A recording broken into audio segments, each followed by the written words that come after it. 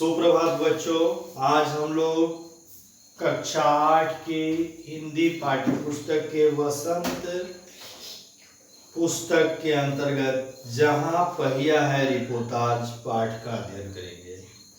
जहां पहिया है रिपोर्टाज पाठ का अध्ययन करेंगे, जिसके लेखक पी साईनाथ जी हैं। तो आज हमारा जो पाठ है बच्चों क्या है? जहां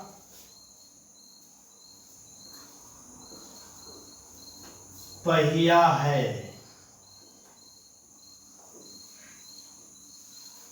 जहां पहिया है रिपोर्टाज। कौन सा है? जहां पहिया है रिपोर्टाज। रिपोर्टाज पाठ का नाम है कक्षा 8 का, और इसके लेखक हैं पी साईनाथ।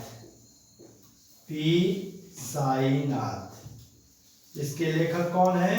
पी साईनाथ। तो बच्चों ये पाठ बहुत ही महत्वपूर्ण पाठ है। ये बहुत ही महत्वपूर्ण पाठ है, और इस पाठ के माध्यम से लेखक ने जहां चाह वहां राह वाली कहावत को चरितार्थ किया है।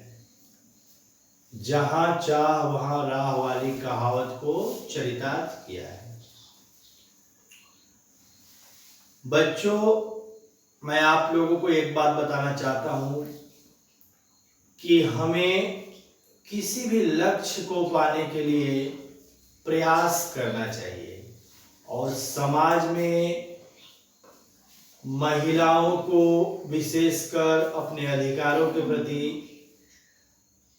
सजग रहना चाहिए, आत्मनिर्भर बनना चाहिए।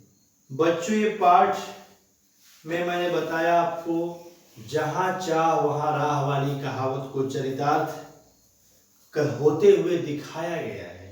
ये जो पाठ है, जहां पहिया है रिपोर्टाज। पहिया गतिशीलता का प्रतीक होता है। पहिया क्या होता है? गतिशीलता का प्रतीक होता है, अर्थात चलते रहने का प्रतीक होता है। और लेखक ने इस पाठ में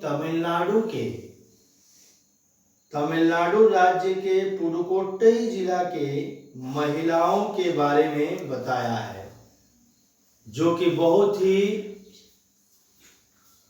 पुडुकोट्टई जिला तमिलनाडु का बहुत ही पिछड़ा हुआ जिला माना जाता था।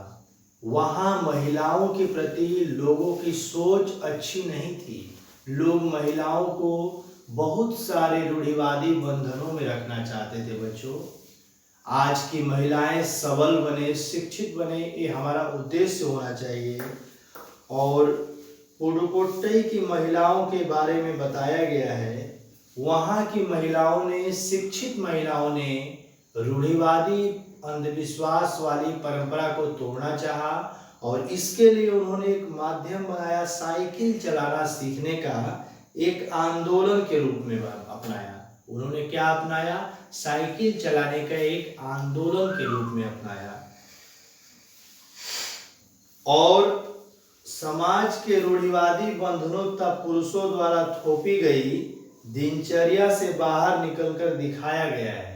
उन्होंने पुरुषों द्वारा जो थोपी गई महिलाओं के प्रति पुरुषों का जो व्यवहार था, महिलाओं के प्रति जो पुरुषों का सोच था, इससे निकलकर कुछ नया करने की सामाजिक आंदोलन के रूप में साइकिल चलाने को चुना है बच्चों। तो आइए इस पाठ में जो क्या बताया गया है, लेखक ने पहिए को विकास तथा उन्नति के रूप में प्रस्तुत किया है। लेखक ने क्या प्रस्तुत किया है? पहिया क्या होता है बच्चों?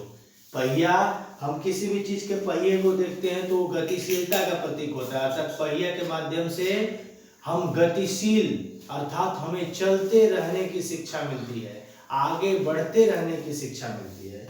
तो यहाँ भी जो पुडुकोट्टई जिले की महिलाओं ने जो आंदोलन चलाया, उसमें साइकिल चलाना, उन लोगों ने क्या किया? साइकिल चलाने को अपने आंदोलन का जरिया बनाया। साइकिल चलाने का मतलब क्या होता है? वहां की महिलाओं ने गतिशील होकर, ताकि हम लोग गतिशील हो, साइकिल चलाकर उन्होंने पुरुषों द्वारा थोपे गए रूढ़िवादी विचारों पर जो है अपना एक सामाजिक आंदोलन छेड़ा।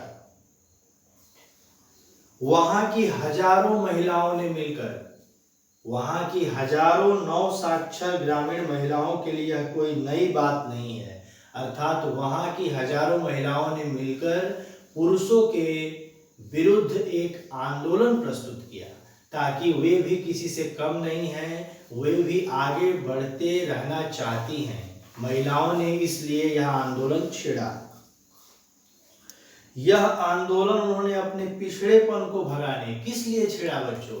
पिछड़ेपन को भगाने, अर्थात महिलाएं हर जगह पिछड़ी हुई थी, उन्हें पुरुषों के बराबर अधिकार नहीं मिलता था, पुरुष उन्हें दबाते थे, पुरुष उन्हें क्या करते थे? दबाते थे। तो इसके लिए उन्होंने यह आंदोलन अपने पिछड़ेपन को भगाने के लिए प्रस्तुत किया है। अर्थात अपने पिछड़ेपन को भगाने, विरोध व्यक्त करने। विरोध व्यक्त करने से हमारा मतलब क्या है बच्चों? विरोध व्यक्त करने से हमारा तात्पर्य यह है कि पुरुषों द्वारा थोपी गई रूढ़िवादी, किस लिए उन्होंने यह आंदोलन लिया? उन्होंने आंदोलन प्रस्तुत किया अपने पिछड़ेपन को दूर करने के लिए। किस लिए? पिछड़ेपन को दूर करने के लिए।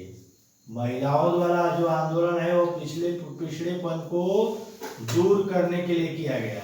सबसे फर्स्ट पॉइंट है पिछड़ेपन को दूर करने के लिए। नंबर 2 पॉइंट है रूढ़िवादी, रूढ़िवादी विचारधारा को दूर करने के लिए। रूढ़िवादी विचार को दूर करने के लिए महिलाओं द्वारा जो आंदोलन चलाया गया, पुडुकोट्टई तमिलनाडु की महिलाओं द्वारा जो आंदोलन चलाया गया, उसके सबसे महत्वपूर्ण 2 कारण हैं।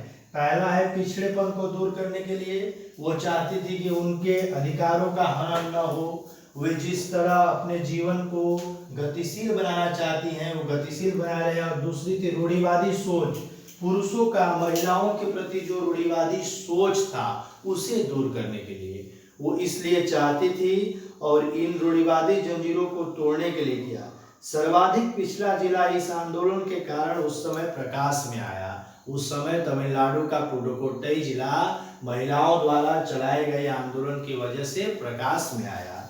तो आज के पाठ में हम यह देख रहे हैं, और बच्चों आज के पाठ को हम यहीं समाप्त करते हैं। इसका अगला भाग हम इस पाठ की शेष भाग को फिर पढ़ेंगे अगली कक्षाओं में। धन्यवाद।